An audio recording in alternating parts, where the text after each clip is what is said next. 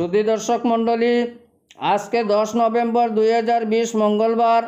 আজকে রাতের কয়েকটি গুরুত্বপূর্ণ সংবাদ নিয়ে আপনাদের সামনে আমি আব্দুল সালাম। প্রথমে শুনুন সংবাদ শিরোনাম।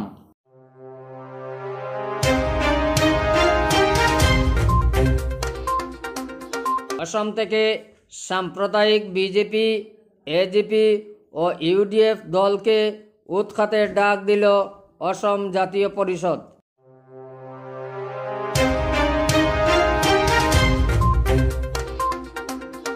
তাণ্ডবের প্রতিবাদে কৃষক মুক্তি ও ছাত্র মুক্তির অর্থনৈতিক অবরোধ চতুর্থ দিনেও অব্যাহত।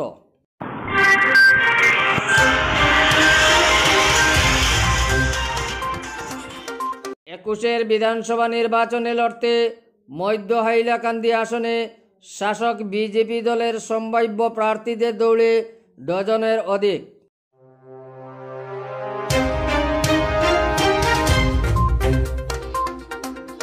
মধ্য হাইলাকান্দির বিধায়ক আনোয়ার হোসেন লস্করকে কাজের নিরিখে 21-এ ফের টিকিট দেওয়ার দাবি সমাজসেবী সাবুল আহমদের। এবারে নিউজ টুডের বিস্তারিত সংবাদ।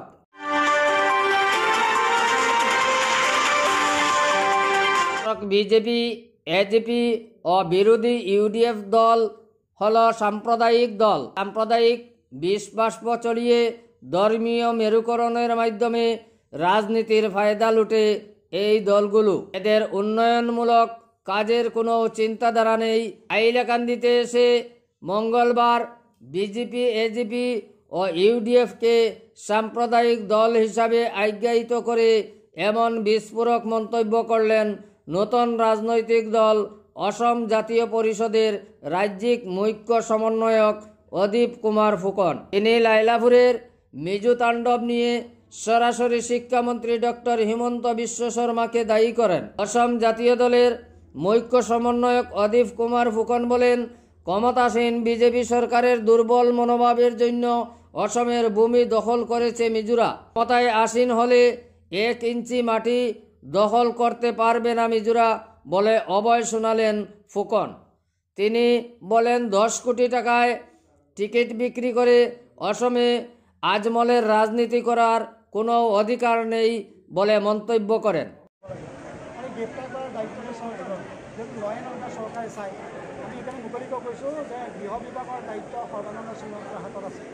সৰ্বানন্দ সোণোৱালে এই কথা গ্ৰেপ্তাৰ কৰিব লাগে যে হিমন্ত বিশ্ব শৰ্মা ডাঙৰীয়াই কৈছে যে পাকিস্তান জিন্দাবাদ ইউডিএফৰ মানুহে কৈছে আৰু পাকিস্তান জিন্দাবাদ বুলি কোৱাৰ লগে লগে যদি হিমন্ত বিশ্ব শৰ্মাই কৈছে গতিকে তেখেতে গোটেই গ্ৰেপ্তাৰ কৰিব লাগে।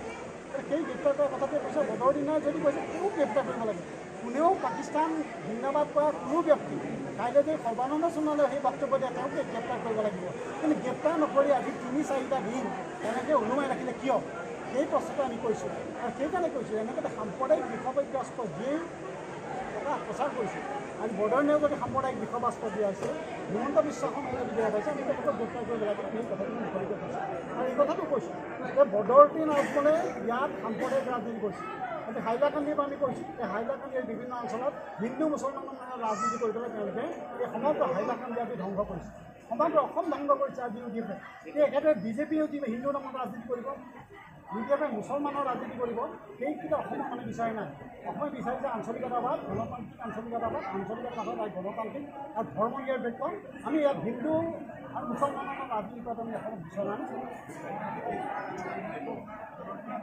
আমি মানে কেশৱ প্ৰসাদ আমি স্বাভাৱিকভাৱে যদি চৰকাৰে স্বাভাৱিকভাৱে আমি কথাটো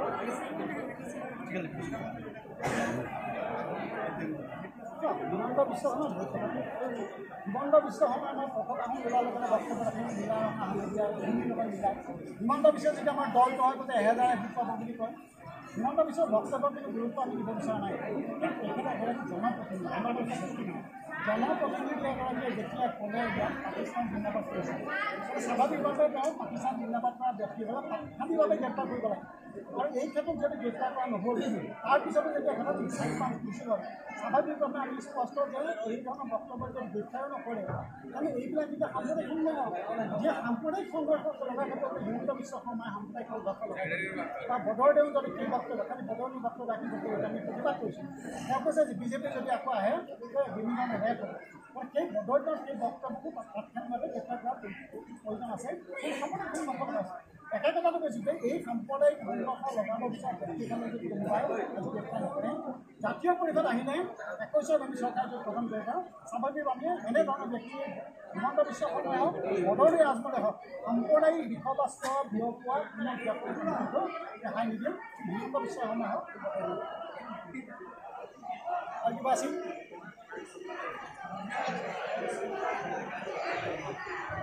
এই কথাটো অতি দুৰ্ভাগ্যৰ বিষয় যে অসমৰ যিবিলাক সীমান্ত আজি নাগালেণ্ড হওক, মিজোৰাম হওক বা বাংলাদেশো আছিলে, মেঘালয় হওক, এই সীমাবিলাক যদি সুৰক্ষা কৰিব দিব লাগে সেই সুৰক্ষা ব্যৱস্থা যদি বেলেগে কৰিব পৰা নাই। আজি মিজোৰামত 100 হেক্টৰ ভূমি অসমৰ ভাবি মিজোৰামে দখল কৰি আছে। মিজোৰামে দখল কৰা ভূমিখিনি অসমৰ হাতত আনিব লাগিছিল, কিন্তু ইয়াৰ বিপৰীতে তাত এটা সংঘৰ্ষ লগাবৰ কাৰণে নিৰ্বাচন আয়োগে এটা সংঘৰ্ষ কাৰণ আমি ইয়াত প্ৰতিবাদ কৰি চৰকাৰখনে দায়িত্ব পালন কৰোঁ। সীমাটো যদি ৰাখিব নোৱাৰে চৰকাৰখন কেনেকৈ চৰকাৰখনে সীমা ৰাখিব লাগিব। মিজোৰাম বা প্ৰশাসনে মিজোৰামৰ পুলিচে বা মিজোৰামৰ নাগৰিকে কোনোবাই যদি আমাৰ ইয়াত অসমৰ ভূমিত আহি পেলাই সংঘৰ্ষ লগাইছে, আমাৰ স্কুল তেওঁলোকে বোমা দি উলিয়াই দিছে, এই ব্যৱস্থা তাৎক্ষণিকভাৱে বন্ধ কৰিব লাগিব আৰু চৰকাৰে এই মাটি আমাৰ কাৰণে আনিব লাগিব আৰু এওঁলোকক দিল্লীয়েও বাধ্য কৰিব লাগিব।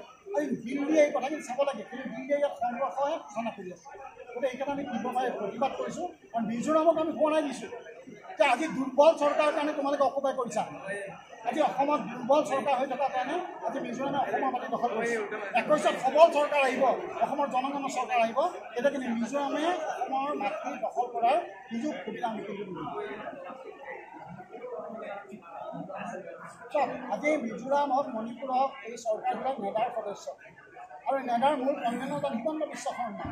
গতিকে হিমন্ত বিশ্ব শৰ্মা নেডাৰ কনভেনৰ হিচাপে তেওঁৰ দায়িত্ব আছে আৰু এই দায়িত্বটো তেওঁ পালন কৰা নাই। তেওঁ দায়িত্ব আছিল, তেওঁ পালন কৰিব লাগিব যে নেডাৰ সদস্য ৰাজ্যবিলাকৰ যাতে কোনেও সীমা সংঘৰ্ষ নহয়। স্বাভাৱিকভাৱে ইয়াৰ দুখটো হিমন্ত বিশ্ব শৰ্মালৈ যাব, দুখটো এই ৰাজ্যবিলাকৰ মুখ্যমন্ত্ৰীলৈ যাব, সৰ্বানন্দ সোণোৱাললৈ যাব, মিজোৰামৰ মুখ্যমন্ত্ৰীলৈ সেই কথা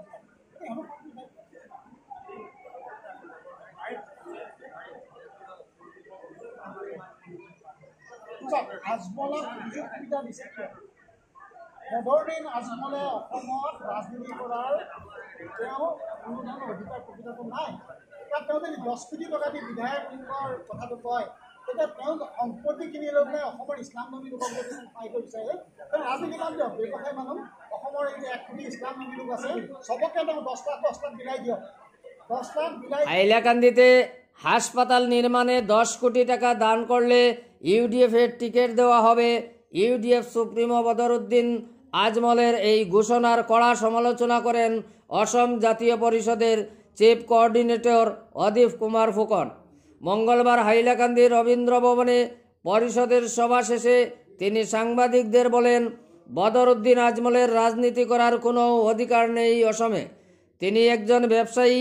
দলীয় টিকিট প্রদানে একজন প্রার্থীর কাছ থেকে যদি 10 কোটি টাকা আদায় করতে পারেন, তবে টিকিট বিক্রি থেকে হাসপাতাল নির্মাণ না করে অসমের 1 কোটি ইসলাম ধর্মাবলম্বীদের 10 লাখ টাকা করে দিতে পারেন।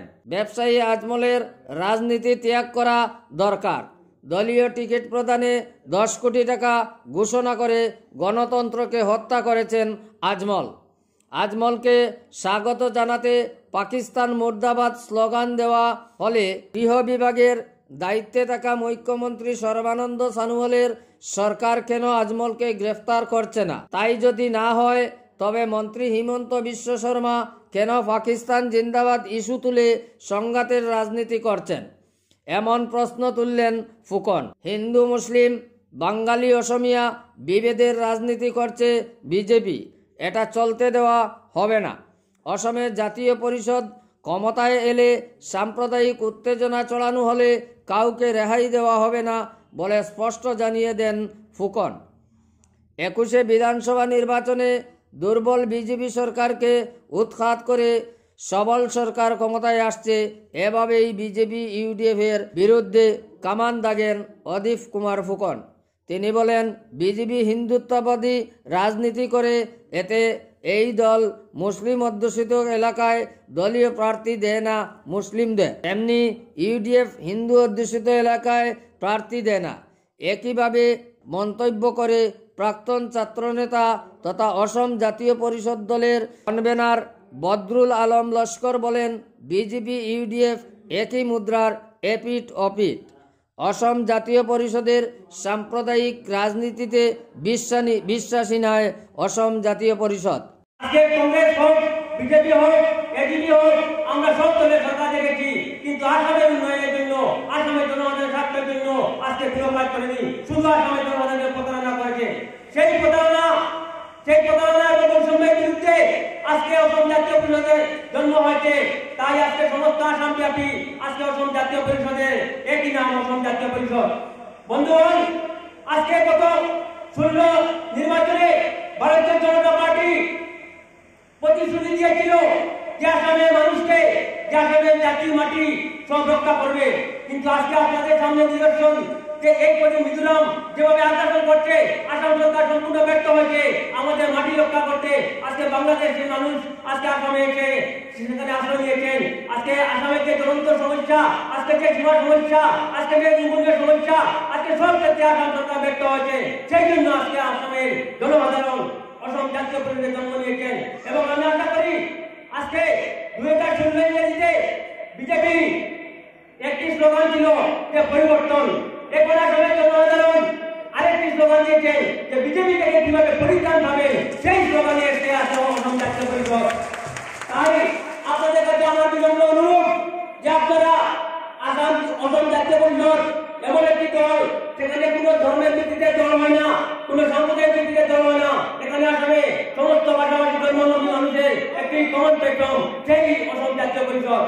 তাই আজকে হাইলাকান্দি জনগণকে আপনারা যেভাবে এগিয়ে গেছেন এই দুর্যোগপূর্ণ সময়ে, আপনাদেরকে আমি অন্তরস্থল থেকে অনেক ধন্যবাদ এবং কৃতজ্ঞতা জ্ঞাপন করছি। আজকে যে প্রলোভনের রাজনীতি চলেছে, যে বিভিন্ন সম্পদের রাজনীতি চলেছে, সেই প্রলোভন এবং সম্পদের বিরুদ্ধে আজকে জনগণ এখানে উপস্থিত হয়ে আজকে প্রমাণ করে দিয়েছেন যে আমরা প্রলোভনের রাজনীতিতে বিশ্বাস করি না, আমরা সম্পদের রাজনীতিতে বিশ্বাস করি না। আমরা শুধু তার উন্নয়ন এবং আসামের যে চলন্ত সমস্যা, সেই সমস্যাগুলো সমাধান করতে আমরা অসম জাতীয় পরিষদকে 2021 দিন আসামের মক্তবে বসাবো, সেই প্রতিজ্ঞা এবং প্রতিশ্রুতি নিয়ে আজকে আমরা এখানে সব এখানে হাজির হয়েছি। তাই বন্ধুগণ, আজকে সময় অত্যন্ত কম, কারণ আজকে নবনির্বাচিত সেই এখানে যোগদান করবো এবং আজকে আহ্বায়ক কমিটি গঠন হবে, পরবর্তীতে আরো কার্যসূচি নেওয়া হবে। তাই আমি বক্তব্য বেশি দীর্ঘায়িত করতেছি না। তাই আপনাদেরকে আমার ভুল হলে আমাকে মাফ করে দেবেন। এবং বিধানসভা নির্বাচনে বিজেপি ইউডিএফকে উৎখাতের ডাক দিয়ে বক্তব্য রাখেন অসম জাতীয় পরিষদের মুখপাত্র জিয়াউর রহমান, রাজ্যিক আহ্বায়ক সিদ্ধার্থ সরকার, কনভেনার বদরুল আলম লস্কর, নাহারুজ্জামান চৌধুরী প্রমুখ। সভায় পৌরোহিত্য করেন অসম জাতীয় পরিষদের রাজ্যিক আহ্বায়ক হাইলাকান্দির আইনজীবী সিকন্দর সারোয়ার হুদা চৌধুরী। সভায় 5 শতাধিক আনুষ্ঠানিকভাবে অসম জাতীয় পরিষদে যোগদান করেন। এর মধ্যে উল্লেখযোগ্য হলেন প্রাক্তন কংগ্রেস নেতা জিলহদর আলী লস্কর, ছাত্র সংস্থার আশুর প্রাক্তন কেন্দ্রীয় কার্যনির্বাহক সদস্য বদরুল আলম লস্কর, হাইলাকান্দি জেলা কমিটির প্রাক্তন মুখ্য উপদেষ্টা নাহারুজ্জামান চৌধুরী, প্রাক্তন জিপি সভাপতি সমরজিৎ দাস, শাহাদত হোসেন মজুমদার, রিমা সিংহ, আইনজীবী বাহার উদ্দিন লস্কর প্রমুখ। সভায় উপস্থিত ছিলেন অসম জাতীয় পরিষদের যুব সংগঠন অসম যুবশক্তির রাজ্যিক আহ্বায়ক বিপ্লব সিংহ। সভা শেষে 101 জন সদস্য বিশিষ্ট অসম জাতীয় পরিষদের হাইলাকান্দি জেলা আহ্বায়ক কমিটি গঠন করা হয়। কমিটির মুখ্য আহ্বায়ক মনোনীত হয়েছেন নাহারুজ্জামান চৌধুরী। বিভিন্ন প্রান্ত থাকই তারা সবে অসমীয়া মনৰ যত মানুষ, জাতীয়তাবাদী যত মনৰ মানুষ, তারা হাইলাকান্দি তারে নিজের এক জায়গা বরাক উপত্যকার ভিতরে হাইলাকান্দির প্রতি মানুষের আমরা আন্তরিকতার অন্যতম প্রধান কারণ।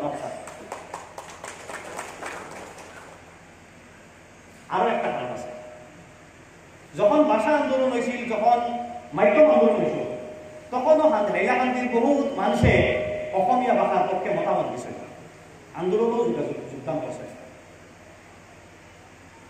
আর বরাক উপত্যকার ভিতরে যত মানুষে অসমীয়া মূল ক্ষতির লগে মিলিয়ে চলতে চাই তারার ভিতরে আমি যতক্ষণ জানি হাইলাকান্দির মানুষের আগ্রহ সবচেয়ে বেশি। এই কথা নতুন প্রজন্মর আমরা ছেলেরা জানা দরকার।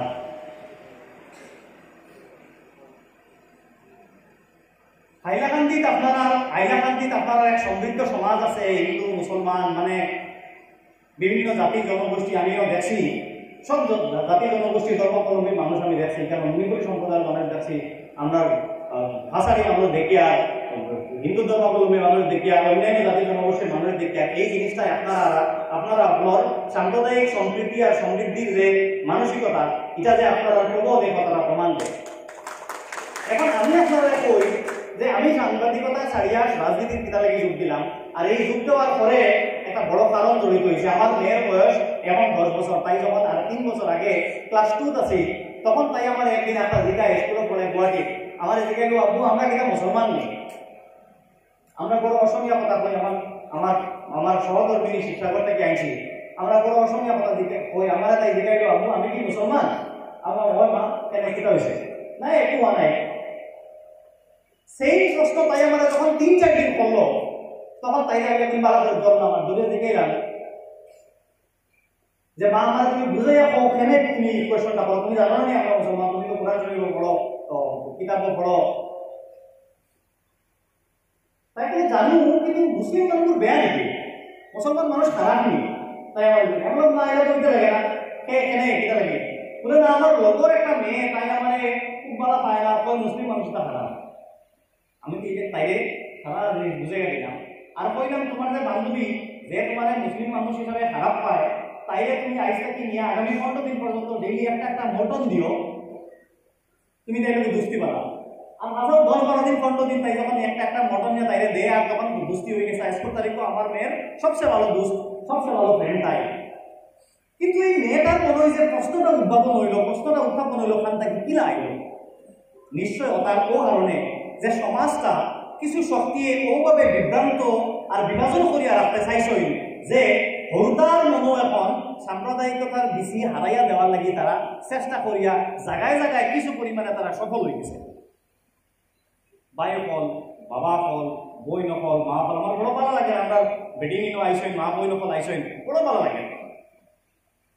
আপনারা হলে বুঝোই যে সাম্প্রদায়িকতা নিশ্চয় বুঝছই না লাগে আপনারা আইসেন, সমাজটা অতভাবে মানে বিকটভাবে সমাজটাকে বিভক্ত করে দেওয়া হয়েছে যে এখন সমাজের একবারে বাচ্চা থেকে বাচ্চার ভিতরেও সাম্প্রদায়িকতা হারাইয়া দেওয়ার চেষ্টা চলে। সিনেমা দেখা যায় না, টিভি চাওয়া যায় না, পেপার পড়া যায় না, সব দিকে সাম্প্রদায়িকতা।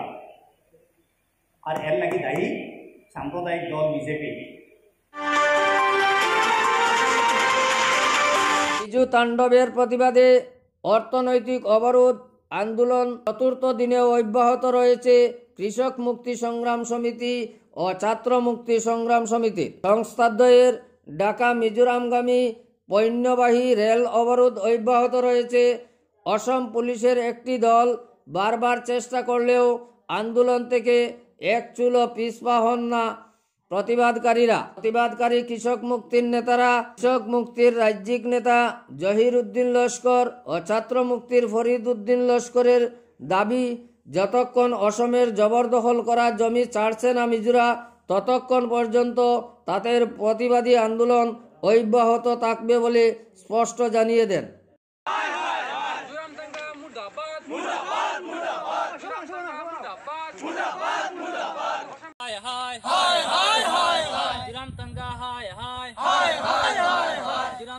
मुर्दाबाद मुर्दाबाद मुर्दाबाद जिराम सरकार हाय हाय हाय हाय हाय जिरामेर কাছ থেকে আসামের জমি উদ্ধার করতে হবে জিরামের কাছ থেকে আসামের জমি উদ্ধার করতে হবে সীমান্ত এলাকার জনগণের নিরাপত্তা সুনিশ্চিত করতে হবে সীমান্ত এলাকার জনগণের নিরাপত্তা সুনিশ্চিত করতে হবে জিরাম সরকার হায় হায় হায় হায় হায় হায়। এদিকে কৃষক মুক্তি সংগ্রাম সমিতি ও ছাত্র মুক্তি সংগ্রাম সমিতির অর্থনৈতিক অবরোধ 4র্থ দিনে অব্যাহত থাকলেও জেলার বিলাইপুর ও কাটলিচড়া বাগমারা হয়ে মিজোরামে পান সাপ্লাই, সুপারি সাপ্লাই হচ্ছে বলে অভিযোগ পাওয়া গেছে।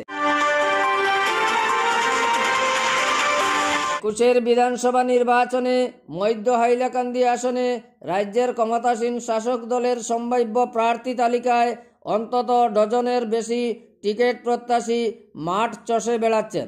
প্রাক্তন জেলা সভাপতি কীতিশ রঞ্জন পাল, বর্তমান জেলা কমিটির উপসভাপতি হীরকজ্যোতি চক্রবর্তী, গত নির্বাচনের প্রতিদ্বন্দ্বী প্রার্থী সৈকত দত্ত চৌধুরী, প্রাক্তন সম্পাদক তথা বর্তমান ওবিসি মোর্চার রাজ্যিক সদস্য দিব্যেন্দু চন্দ, যুব মোর্চার প্রাক্তন সভাপতি বিপ্লব পুরকাইস্ত, সংখ্যালঘু মোর্চার জেলা সভাপতি ইকবাল হোসেন মজুমদার, সহসভাপতি আনসারুল হক চৌধুরী, আমজাদ হোসেন লস্কর, প্রাক্তন সম্পাদক সন্দীপন পাল, বাপ্পি শর্মা সহ এবার সম্ভাব্য প্রার্থী তালিকায় নূতন সংযোজন শিক্ষাবিদ কামাখ্যা পুরকাইস্ত তথা ইন্দ্রকুমারী গার্লস উচ্চতর বিদ্যালয়ের প্রাক্তন শিক্ষক কামাখ্যা পুরকাইস্ত। সম্ভাব্য প্রার্থী তালিকায় শিক্ষাবিদ কামাখ্যা পুরকাইস্তের নাম সংযোজন নিয়ে ব্যাপক চর্চা শুরু হয়েছে হাইলাকান্দিতে। বিশেষ করে স্থানীয় প্রার্থীদের মধ্যে থেকে মনোনয়ন দেওয়ার দাবি জোরদার হচ্ছে। এদের মধ্যে বিজেপির প্রাক্তন জেলা সভাপতি কীতিশ রঞ্জন পাল, উপসভাপতি হীরকজ্যোতি চক্রবর্তী ও নূতন সংযোজন হওয়া শিক্ষাবিদ কামাখ্যা পুরকাইস্ত এবং দলের ইয়ংম্যান সম্ভাব্য প্রার্থীদের মধ্যে প্রাক্তন জেলা সম্পাদক দিব্যেন্দু চন্দ, প্রাক্তন সম্পাদক সন্দীপন পাল, যুব ফ্রন্টের প্রাক্তন জেলা সভাপতি বিপ্লব পুরকাইস্ত।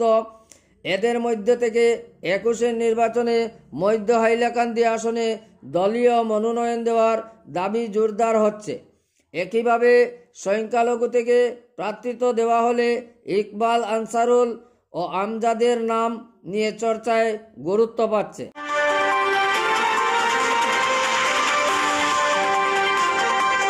মধ্য হাইলাকান্দি আসনে ফের বিধায়ক আনোয়ার হোসেন লস্করকে ইউডিএফ দলের টিকিট দেওয়ার দাবি জানিয়ে দলপতি মৌলানা বদরউদ্দিন আজমলের দৃষ্টি আকর্ষণ করেছেন সমাজসেবী সাবুল আহমদ বড়ভূইয়া। সোমবার বদরউদ্দিন আজমলের আয়নাখালে অনুষ্ঠিত দলীয় কর্মী সভায় বক্তব্য শেষে বহু কর্মী সমর্থকদের পাশে রেখে সমাজসেবী সাবুল আহমদ বড়ভূইয়া বিধায়ক আনোয়ার হোসেন লস্করকে 21 টিকিট দেওয়ার জোরদার দাবি উত্থাপন করেন। জমাবেত হয়েছি ওতার লাগিয়া অত্র এলাকার সব মানুষ লইয়া যেন বদরউদ্দিন আজমল সাহেবের কাছে ওটা অনুরোধ, আমরা গত যে বিধানসভায় যে আমরা 3 জন ক্যান্ডিডেট আমরা মানে বিজয়ী করে দিছিলাম, নিশ্চয় তারা পাল্লা কাজ করছেন, যার কারণে আজকে মধ্য হাইলাকান্দি বা আমরা বরাকবেলিতে ইউডিএফের অনেক জোর এবং অনেক চর্চা চলতেছে। গেল 5 বছরে যে অবস্থা ছিল তার চেয়ে 3 গুণ বাজিল আমি কইমু হিসাবে আমরা মধ্য হাইলাকান্দির যে আমরা বিধায়ক এমএলএ সাহেব আমরা আনোয়ার হোসেন লস্কর থানোর টিকিট দিবার লাগি আমরা জারালো দাবি জানাই আসবে আনোয়ার হোসেন দাবি জানাই আসবে আনোয়ার হোসেন জিন্দাবাদ।